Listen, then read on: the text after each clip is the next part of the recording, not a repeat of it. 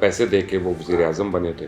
It's an open secret کہ انہوں نے کتنے لوگوں کو کتنے پیسے دیے اور کتنا کھلایا پلایا. تو اب جس بندے کو پکڑا ہے اس کا نام زرار ہے اور اس نے یہ کہہ دیا کہ جی میں تو عمران خان کا فین ہوں، سپورٹر ہوں، میں تو اسے ملنے آیا ہوں. یہ ساری سٹیٹمنٹس بند کرنی چاہیے کہ اپنے کارکنان کو کہہ رہے ہیں کہ اسلحہ لے کے ڈانگے لے کے، اور ان کی اتنی گرپ نہیں ہے جس طرح کہ ہم نے دیکھی تھی کہ الطاف حسین کی تھی ایک زمانے میں.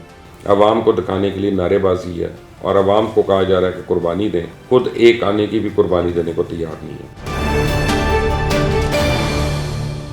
السلام علیکم ناظرین، آپ دیکھ رہے ہیں مبشر لقمان یوٹیوب چینل. ناظرین، صحافی کا کام ہوتا ہے خبر دینا یا پھر سوال پوچھنا، لیکن ہمارے ملک میں اکثر صحافی جب خبر دیتے ہیں یا سوال پوچھتے ہیں یا کسی چیز پر آواز اٹھاتے ہیں تو ان کو سزا ملتی ہے اس کی. اکثر ان کو تشدد کا نشانہ بنا جاتا ہے، اکثر تو مار ہی دیا جاتا ہے اور اکثر ان کو گالم گلوچ کا سامنا کرنا پڑتا ہے. ایسا ہی واقعہ پیش آیا، صحافی کو برا بھلا کہا گیا سردار تنویر الیاس صاحب کی جانب سے، لیکن اس کے بعد ہم دیکھ رہے ہیں کہ پی ٹی آئی نے بڑا اس کے اوپر ایکشن لیا اور تحریک انصاف نے شو کاز نوٹس جاری کرنے کا فیصلہ کیا ہے سردار تنویر الیاس صاحب کو. لیکن سر، ہم یہ دیکھتے ہیں کہ یہ روایت تو ہمارے ملک میں ہے اور اسپیشلی تحریک انصاف کا یہ کلچر ہے، اکثر صحافیوں کو برا بھلا کہا جاتا ہے، تو پھر سردار تنویر الیاس صاحب کو ہی شو کاز نوٹس کیوں جاری کیا گیا؟ اصل میں سردار تنویر الیاس جو ہے نا، ان سے بڑی امیدیں تھیں ان کو، اور وہ ایک پیسے دے کے وہ وزیر اعظم بنے تھے. اٹس این اوپن سیکرٹ کہ انہوں نے کتنے لوگوں کو کتنے پیسے دیے اور کتنا کھلایا پلایا. لیکن ایک ان پڑھ آدمی ہے، ان پڑھ نہیں ہے تو پھر کم از کم وہ تربیت یافتہ نہیں ہے، دونوں میں سے ایک چیز تو ہے. اور ان کے متعدد ایسے چیزیں آ چکی ہیں. ان کی صبح 11 بجے پریس کانفرنس آ چکی ہے جب وہ مختلف زاویوں پہ سوچ رہے ہیں اور پریس کانفرنس کسی اور چیز پہ ہو رہی ہے. پھر ان کا جو کرتوت ہے وہ بھی سب کے سامنے آ گئے ہیں، جو آزاد کشمیر میں ہو رہا ہے اور جو نہیں ہو رہا وہ بھی سب کے سامنے آ گیا ہے. اور اس کا سب سے زیادہ نقصان پی ٹی آئی کو خود ہو رہا ہے. پی ٹی آئی نے ایک بڑے قابل وزیر اعظم کو ریپلیس کیا، اپنے ہی وزیر اعظم کو. ان کے خلاف لابی ہوئی جب علی امین گنڈا پور نے شروع کیا وہ سارا، اور خیر بڑے الزامات لگے اس وقت علی امین صاحب پہ بھی، عمران خان صاحب پہ بھی. اور عمران خان صاحب نے ان وزیر اعظم صاحب کو بلا کر کہا کہ میں آپ کے ساتھ کھڑا ہوں، اور 2 دن کے بعد ان کو شو کاز نوٹس ہو گیا کہ جی اب آپ نے الگ ہونا ہے اور ہم نے تنویر الیاس کو بنانا ہے. اب جب سے سردار تنویر الیاس آئی ہیں تو انہوں نے پی ٹی آئی کے تو بیڑا کر دیا، آزاد کشمیر کا بھی ٹھپا بٹھا دیا، اور کافی مسائل ہیں وہاں پہ. اور اب جتنے بھی سیریس طبقے کے لوگ ہیں، پہلے تو صرف اپوزیشن کہتی تھی وہاں کے، لیکن اب پی ٹی آئی کے اپنے اندر لوگ کہنا شروع ہو گئے ہیں کہ یہ آدمی لائبلٹی ہے، بہت بڑی لائبلٹی ہے. تو اب میرا خیال ہے کہ امید تو ہے کہ اس واقعے کے بعد کوئی نہ کوئی ایکشن ہوگا اور سردار تنویر الیاس کو ہٹایا جائے گا، کیونکہ یہی آزاد کشمیر کے تمام لوگوں کی بھی ڈیمانڈ ہے. سر، آج زمان پارک کے باہر پولیس نے ایک مسلح شخص کو پکڑا ہے، تو سر آپ کو کیا لگتا ہے آنے والے دنوں میں خان صاحب کو واقعی خطرہ ہے، کوئی نقصان پہنچانے کی کوشش کر سکتا ہے؟ دیکھیں محافظ، آپ کو کئی ایسے واقعات مل چکے ہیں، لیک فون کالز بھی آ چکی ہیں، ویڈیوز بھی آ چکی ہیں کہ جناب کہا جا رہا ہے کہ تمام کارکنوں کو کہ مسلح ہو کے وہ فلاں جگہ پہ پہنچ جائیں، پھر کہا جا رہا ہے کہ خان کی حفاظت کے لیے آ جائیں. تو اب جس بندے کو پکڑا ہے اس کا نام زرار ہے اور اس نے یہ کہہ دیا کہ جی میں تو عمران خان کا فین ہوں، سپورٹر ہوں، میں تو اسے ملنے آیا ہوں، اور یہ لائسنسڈ ہے ویپن. تو اب لائسنس ویپن کے اوپر تو کوئی قید نہیں ہے. اگر وہ کنسیلڈ ہو، اگر اس نے اوپن کیا اس کو، تو پھر تو وہ ایک جرم ہے. لیکن یہ ہے کہ وہ پی ٹی آئی کا سپورٹر ہے. تو دیکھیں، کسی بھی جو بڑا لیڈر ہوتا ہے اس کو خطرہ تو ہوتا ہے، اس میں تو کوئی دو رائے نہیں ہے، کیونکہ وہ خود سے اس کے مخالفین نہ بھی جائیں.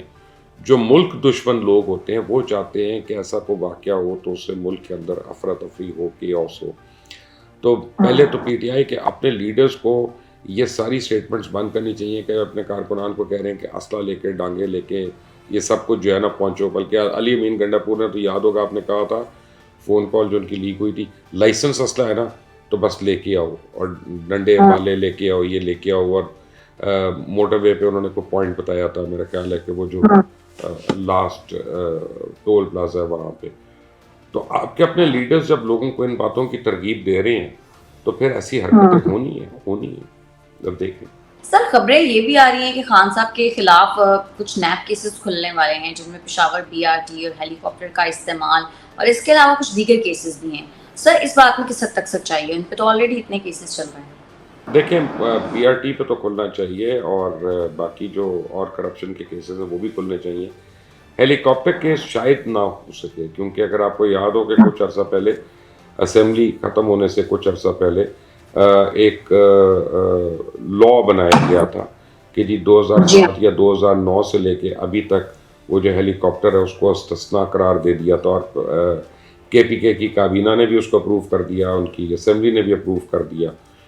تو میرا خیال ہے کیونکہ وہ انڈورسڈ ہے اور وہ لا بن گیا ہوا، تو شاید ہیلی کاپٹر کیس میں تو نہ ہو، انلیس اینڈ انٹل پنجاب حکومت کا ہیلی کاپٹر کیس یا فیڈرل گورنمنٹ کے ہیلی کاپٹر کیس کی بات ہو رہی ہو تو وہ مجھے علم نہیں ہے. لیکن بی آر ٹی بہت بڑا مسئلہ ہے، مالن جبہ بہت بڑا مسئلہ ہے، اور یہ کیسز کھلنے ہیں. معاوش ابھی تک دیکھیں جو ہم شہباز شریف کو اور ان کی حکومت کو بدنام کر رہے ہیں، وہ ہم یہ کہہ رہے ہیں کہ جی آپ لوگوں نے تو 10 مہینے میں ایک کیس نہیں بنایا عمران خان پہ. اگر واقعی اس نے کرپشن کیا ہے، واقعی اس نے کوئی غلط کام کیا ہے تو کیس کریں اور ثابت کریں. تو اب گورنمنٹ کے اوپر یہ پریشر تو ہے، تو گورنمنٹ کرے گی، کچھ نہ کچھ تو کرے گی. سر لاہور ہائی کورٹ کا ایک تحریری فیصلہ آیا ہے جس میں یہ بات سامنے آئی ہے کہ نہ تو 43 حلقوں میں الیکشنز ہوں گے اور نہ ہی تحریک انصاف واپس اسمبلی میں جا سکے گی. تو سر تحریک انصاف نے تو پوری تیاری کر لی تھی اسمبلی میں واپس جانے کی، تو اب کیا ہوگا؟ میں نے آپ کو کل کیا کہا تھا، کیا ہوگا یاد کریں، کل بھی میں نے آپ کو یہی کہا تھا. اصل میں فیصلے آتے ہیں، شارٹ آرڈرز آتے ہیں. جو شارٹ آرڈرز پہلے آتے ہیں، لانگ آرڈر بعد میں آتا ہے، تو لوگ شارٹ آرڈر کے اوپر مٹھائیاں بانٹنا شروع کر دیتے ہیں. پھر لانگ آرڈر آتا ہے، پھر وہ پڑھنا پڑتا ہے، پھر وہ انگریزی میں ہوتا ہے، پھر 4 وکیل اس کا ترجمہ کر کے بتاتے ہیں کہ اس کا یہ مطلب ہے. تو پھر ان کے اوپر پوری چیز یہاں ہوتی ہے کہ جناب ہوا کیا ان کے ساتھ. تو میں نے آپ کو کل بھی کہا تھا کہ اس میں جیت جو ہے ایکچولی وہ پی ڈی ایم کی یا پی ایم ایل این کی ہے، خاص طور پہ اس فیصلے کے بعد. اور آج آپ دیکھیں کہ وہی بات ثابت ہو گئی ہے. لیکن یہ ہے کہ اب اسپیکر بھی اس پہ کھیلیں گے اور کھیلیں گے، تو ابھی ان کی مشکلات کم نہیں ہوئی ہیں، فکر نہ کریں. سر کچھ افواہیں یہ بھی گردش کر رہی ہیں کہ مریم نواز جو ہے وہ پارٹی کو بالکل اکیلا سنبھال رہی ہیں، کیونکہ ہر جگہ وہ اکیلی جاتی ہیں، حمزہ شہباز ساتھ نہیں جا رہے، اور اس کی وجہ یہ بتائی جا رہی ہے کہ پارٹی میں اختلافات ہیں. اس بات میں کس حد تک سچائی ہے؟ کافی سچائی ہے. پارٹی میں تو بہت اختلافات ہیں ہی ہیں، لیکن خود مریم بی بی اور حمزہ صاحب میں بھی اختلافات ہیں، اور وہ کبھی ایک دوسرے کے ساتھ نہیں ہوتے. جب وہ ساتھ ہوتے ہیں تو وہ بھی ایک خبر ہوتی ہے کہ جی آج حمزہ شہباز ملے مریم نواز کو، تو وہ بھی ایک خبر ہوتی ہے. اب کل جو کیپٹن صفدر نے سٹیٹمنٹس دے دی ہیں کہ جی انہوں نے کہہ دیا کہ مجھے نہیں لگتا کہ مریم نواز وزیر اعظم بنے گی. پھر انہوں نے کہا مجھے نہیں لگتا 2025 سے پہلے الیکشن ہوں گے. پھر انہوں نے کہا کہ مجھے نہیں لگتا کہ ووٹ کو عزت دو، یہ بیانیہ جو ہے چلے گا. تو اب کیپٹن صفدر نے جب یہ تینوں باتیں کر دیں تو وہ تو مریم کے شوہر ہیں. تو اب آپ سوچیں باقی اختلاف کہاں پہ رہ گیا. ان کے تو اپنے گھر کے اندر اختلاف آ رہا ہے، اپنے ہی گھر کے اندر اختلاف آ رہا ہے مریم بی بی کے. تو اب نون لیگی صدر جو ہیں، نائب صدر مہتاب عباسی، اب وہ بھی پارٹی پہ برس پڑ چکے ہیں. وہ کہہ چکے ہیں کہ جی ہمیں حکومت ہی لینی چاہیے تھی. یعنی جو عمران خان گر رہا تھا اس حکومت کے ساتھ اور بدنام ہو رہا تھا ہمیشہ کے لیے، ہم نے اس کی ساری مشکلیں، ساری بدنامی جو تھی وہ اپنے گلے بانٹ لی لا کے. سر لیکن نون لیگ تو جمہوری ہونے کا دعویٰ کرتی ہے، تو یہ کیسی جمہوریت ہے کہ ان کی پارٹی کے اندر اتنی ساری چیزیں چل رہی ہیں اور انہیں کچھ پتہ ہی نہیں ہے؟ اور یہ نواز شریف صاحب اس چیز کے اوپر کیوں نہیں کوئی سٹینڈ لے رہے؟ میرا خیال ہے کہ نواز شریف کیونکہ پاکستان سے باہر ہیں اور ان کی اتنی گرپ نہیں ہے جس طرح کہ ہم نے دیکھی تھی کہ الطاف حسین کی تھی ایک زمانے میں، کہ وہ باہر ہوتے ہوئے بھی ٹیلی فون کال کے اوپر اپنی پارٹی کو کنٹرول کرتے تھے. میاں صاحب کی اس طرح سے گرپ نہیں ہے. اور اختلاف ہونا تو جمہوریت کا حسن ہے، اختلاف ہونا تو غیر جمہوری بات نہیں ہے. لیکن یہ اختلافات جو گھر کے اختلافات ہیں جو سامنے آ رہے ہیں وہ اچھی بات نہیں ہے. اور اب اسی لیے مجھے لگتا ہے کہ پاکستان مسلم لیگ نواز جو ہے وہ مزید مشکلوں کا شکار ہے، اور بالکل بھی الیکشنز کی طرف نہیں جانا چاہیے گی جب تک وہ اپنا ہاؤس ان آرڈر نہ کر لے. سر وزیر اعظم شہباز شریف صاحب نے ترکی کے لیے اور شام کے لیے $36 ملین کے جو فنڈز ہیں وہ جاری کرنے کا اعلان کیا ہے. سر یہ فنڈز آئیں گے کہاں سے؟ کیونکہ ہمارے تو اپنے خرچے چلانے کے لیے ہمارے پاس پیسے نہیں ہیں. مجھے آنیسٹلی اس کا جواب میرے پاس نہیں ہے. نہ مجھے پتا ہے یہ فنڈز کہاں سے آئیں گے، نہ مجھے یہ پتا ہے کہ انہوں نے کیا کیا. بیسیکلی ہم جو امداد کر رہے تھے وہ بھی اچھی بات ہے، ہمیں اور کر لینی چاہیے. ہم جو دے سکتے ہیں ٹرکی کو، ہم رضاکار دے سکتے ہیں، ہم ڈاکٹرز دے سکتے ہیں، ہم ریسکیو ورکرز دے سکتے ہیں، یہ لوگ ہم دے سکتے ہیں. تو ضروری نہیں ہر چیز کی پیسے سے مدد کی جائے. لیکن بہرحال شاید $36 ملین کی انہوں نے ادویات وغیرہ بھیجنی ہو سکتا ہے کہ وہ ان کیش نہ ہو، ان کائنڈ ہو، کہ ہمارے پاس جو چیزیں گندم ہے یا ہمارے پاس غلہ ہے یا ہمارے پاس کمبل ہیں یا ہمارے پاس دوائیاں ہیں، اس صورت میں ہم بھیجیں گے اور اس کی یہ مالیت بنتی ہو. سو جب تک وہ سامنے نہیں آتا میں کچھ کہہ نہیں سکتا، لیکن یہ ہے کہ فی الحال تو مجھے نہیں لگتا کہ ہمارے پاس $36 ملین ہیں دینے کے لیے کسی کو. سر ابھی تو IMF ڈیل ہوئی ہے اور وزیر خزانہ صاحب نے کہا ہے کہ منی بجٹ لانا ہوگا کیونکہ 170 ارب روپے کے نئے ٹیکسز بھی لگنے والے ہیں. تو سر ہمارے ہاں تو آلریڈی مہنگائی بڑھنے والی ہے، ہمارے پاس تو کہیں سے بھی پیسے نہیں. ہمارے یہاں مہنگائی بڑھ رہی ہے لیکن ان کے اپنے خرچے نہیں کم ہو رہے.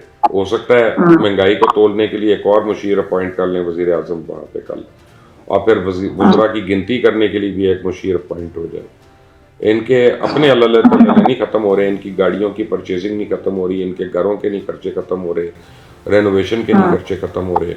عوام کو دکھانے کے لیے نعرے بازی ہے اور عوام کو کہا جا رہا ہے کہ قربانی دیں، جبکہ حکمران ہمارے اور اشرافیہ اور افسر شاہی خود ایک آنے کی بھی قربانی دینے کو تیار نہیں ہے. Sir Pakistan ministry of foreign affairs کا جو ہے وہ ڈیٹا 7.5 TB جو ڈیٹا ہے وہ لیک ہوا ہے، مطلب وہ سیکیورٹی بریچ ظاہر ہوئی ہوگی. اب اس میں پتہ نہیں کیا کیا چیزیں ہیں. سر یہ ڈیٹا لیک کیسے ہو جاتا ہے، مجھے تو یہ سمجھ نہیں آتا. دیکھیں، ایک تو اب دنیا میں ہیکنگ بہت ایڈوانس ہو گئی ہے. اگر ایک ساتھ ٹویٹر، فیس بک، یہ سارا ان کا ڈیٹا لیک ہو سکتا ہے یا ہیک ہو سکتا ہے، یہ تو پھر ہماری کیا حیثیت ہے. اور آپ یہ دیکھیں کہ ایک دن میں مجھے یاد ہے ٹویٹر کے اندر تقریباً کوئی 2-3 ہزار لوگوں کے اکاؤنٹس ہیک ہو گئے تھے، جس میں خود ٹویٹر کے پچھلے جو اونر ہیں ان کا ہوا تھا، مارک زکربرگ کا ہوا تھا، کسی امریکن پولیٹیشنز کا بھی ہوا تھا. کافیوں کے ہیک ہو گئے تھے اور ان کو 2-3 دن کے بعد انہوں نے ان کو ریکور کیا تھا. فیس بک پہ بھی لوگوں کے ہیک ہو جاتے ہیں. ڈیٹا ہیک ہونا تو ٹھیک ہے، جب آپ ایک تالا بناتے ہیں، سیف بناتے ہیں، تو کوئی نہ کوئی دنیا میں تو اس کی چابی بنا سکتا ہے. لیکن دوسری بات یہ ہے کہ ہمارے ہاں کیونکہ امپلائیز کی تھورو چیکنگ نہیں ہوتی ہے. اب تو ایک USB میں اس سے آدھے سائز کی USB جو ہے اس پہ آپ اپنا جو ہے پتہ نہیں کتنا ڈیٹا جو ہے وہ لے کے جا سکتے ہیں. دفتروں سے جاتے وقت تو لوگ کاپیز بھی کر لیتے ہیں، فائلیں بھی لے کے جا رہے ہوتے ہیں، اس طرح بھی جا رہے ہوتے ہیں. سو یہ اس کی وائڈ قسم کی ایک اسکروٹنی کرنی پڑے گی. لیکن پہلے ابھی تو میں ویٹ کر رہا ہوں کہ جو وزیر اعظم ہاؤس کا ڈیٹا لیک ہوا تھا، سر میں یہی پوچھنے والی تھی، اس کی تو اسکروٹنی کی رپورٹ ابھی تک آئی نہیں ہے. حالانکہ GIT بھی بن گئی تھی اور وہ کوئی IB والے انویسٹیگیٹ بھی کر رہے تھے. میں نے آپ کو تب بھی کہا تھا کہ جن کے اوپر الزام ہے، جن کو برطرف ہونا چاہیے، وہ انویسٹیگیشن کر رہے ہیں، اس معاملے کا کچھ نہیں ہونا. تو آج آپ اس کو خبر دے دی آپ نے، 3 دن کے بعد کوئی اور خبر آ جائے گی، یہ بھی ختم ہو جائے گی. اللہ خیر صلی اللہ. سر مفتاح اسماعیل صاحب نے ایک بیان دیا ہے، وہ کہتے ہیں مجھے نکال دیتے مجھے مسئلہ نہیں تھا، لیکن کسی ایسے بندے کو تو لاتے جو قابل ہوتا. وہ کہہ رہے ہیں ملک کا کیا حال کیا، بیڑا غرق کر کے رکھ دیا ہے ملک کا. دیکھیں، مفتاح اسماعیل صاحب کی اور ڈار صاحب کی کچھ ذاتی رنجش چل رہی ہے اور اس میں وہ ڈار صاحب کے اوپر بار بار ذاتی نشتر مار رہے ہیں. سمجھ میں آتا ہوگا کہ جی اگر مجھے کوئی ریپلیس کرتا ہے تو میں اس کے حق میں نہیں ہوں. لیکن جو ان کی بات ہے کہ ہم نے سپٹمبر میں جو IMF کے پاس ری شیڈیولنگ کے لیے جانا تھا وہ ہم چلے جاتے تو آج یہ دن نہ دیکھنا پڑتا. یہ بات تو مفتاح کی صحیح ہے. اور جو ڈار صاحب نے 2-3 باتیں کی تھیں، چاہے وہ پبلک کنزمپشن کے لیے ہوں کہ IMF کو مجھے بات کرنی آتی ہے ان سے، یا ہم ان کو سبق سکھائیں گے یا یہ کریں گے، اس طرح کی کوئی باتیں کی تھیں، تو آبویسلی وہ ہانٹ تو کرتی ہیں نا آپ کو. آپ کا بڑا بول آپ کو کہیں نہ کہیں تو آ کے ہانٹ کرتا ہے. تو یہ بات تو مفتاح اسماعیل کی صحیح ہے کہ جناب اگر ہم آن گوئنگ رکھتے IMF کے پروگرام کو سپٹمبر میں، اکتوبر میں، تو آج یہ دن نہ دیکھنا پڑتا کہ آج ہمیں بالکل گر کر ان کی ہر بات ماننی پڑ رہی ہے. That is true. سر آپ کو یاد ہوگا وہ اسکول والا واقعہ جو لاہور کی ڈیفینس کے اسکول میں پیش آیا تھا، اس کا ابھی کچھ ہوا نہیں، اور اس کے بعد یہ خبریں آئیں کہ کل لاہور کے 2 اور اسکولز میں پولیس گئی ہے، مطلب وہاں پہ بھی لڑائی جھگڑے والے اس طرح کے سینز ہوئے ہیں. سر ہمارے اتنے مہنگے جو اسکولز ہیں ان میں یہ کس قسم کے کام ہو رہے ہیں، کس قسم کی تربیت ہو رہی ہے؟ ماوش ایک الگ سے سبجیکٹ ہے، اس پہ ہم الگ سے پروگرام بھی کر سکتے ہیں. میں چاہتی ہوں کہ آپ اس کے اوپر بات کریں کہ آپ نے مجھے تب کہا تھا کہ ہم اس والے ٹاپک پہ بھی بات کریں گے. لیکن فیکٹ آف دا میٹر ہے کہ پولیس اس لیے گئی کہ اسٹوڈنٹس میں فائرنگ ہوئی ہے. اب جو او لیول کا اسٹوڈنٹ ہے وہ 15 سال کا ہوگا یا 16 سال کا ہوگا، تو 16 سال کے بچے اگر ویپنز آف فائر آرم سے کھیل رہے ہیں تو یہ تو نہیں ہو سکتا کہ ان کے گھر والوں کو اس کا علم نہ ہو. آپ کو پتہ ہوتا ہے میری اولاد کیا کر رہی ہے اس وقت، क्या सोच रही है। इसी तरह हर माँ बाप को पता होता है, टीचर्स को भी पता होता है अपने स्टूडेंट्स का। तो ये कितना बड़ा लैप्स है दोनों की साइडों पे, और ये हमारे स्कूल्स जो हैं इनके ऊपर और इनकी फीसों के ऊपर और इनकी तरबियत के ऊपर जो ये दे रहे हैं या नहीं दे रहे, उसके ऊपर तो मैं और आप तफसील से प्रोग्राम कर सकते हैं। सर मैं चाहती हूँ सर, देखिए आपने ये बात की कि अपनी औलाद का पता होता है, चलिए वालिदैन को पता होता है, स्कूल इंतजामिया को भी पता होता है, हुकूमत को भी तो पता है ना, हुकूमत की भी तो सामने है ये सब चीज़ें, और इस तरह के वाक़यात हुए, हुकूमत क्यों नहीं कोई एक्शन ली? कर सकती है, उसकी वजह हुकूमत ने एक बड़ा प्लान बनाकर हमारी जो एजुकेशन है उसको फेल किया, गवर्नमेंट एजुकेशन, हमारी हेल्थ केयर को फेल किया।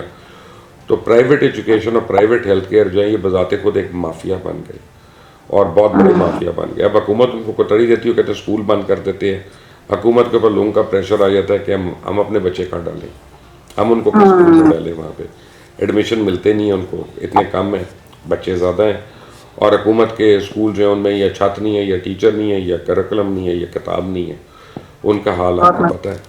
तो हुकूमत ब्लैकमेल होती रहेगी इनसे। फिलहाल आपका बहुत शुक्रिया नाज़रीन, आज के प्रोग्राम से इतना ही। अगर आपको हमारी वीडियो पसंद आती है तो चैनल को कर दें लाइक, सब्सक्राइब और शेयर, और अपनी कीमती राय से हमें ज़रूर आगाह कीजिएगा। हमें इजाज़त दें, अल्लाह ने।